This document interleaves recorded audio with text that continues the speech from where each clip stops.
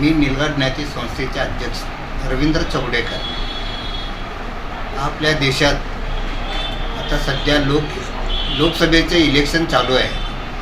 तरी आपलं सोलापूर जिल्ह्यात 7 मे रोजी मतदान होणार आहे.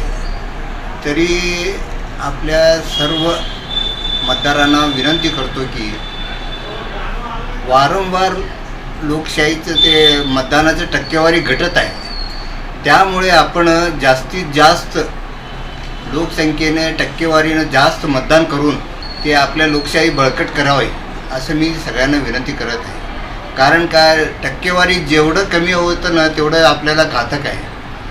त्यामुळे ना टक्केवारी जसं वाढेल आणि आपलं मतदानाचं हक्क कसं आपण हे करायचं ते पहिलं त्याचं महत्त्व समजून घ्या आणि मतदान 100% करा.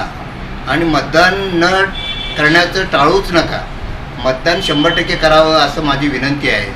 आणि सगळ्यांनी मतदानाचा आपला हक्क बजवावं एवढंच मी सगळ्या मतदारांना विनंती करतो की सगळ्यांनी 7 मे रोजी सकाळी 7 ते 5 या वाजेपर्यंत सगळ्यांनी न चुकता मतदान करावे ही आपल्याला नम्र विनंती आहे.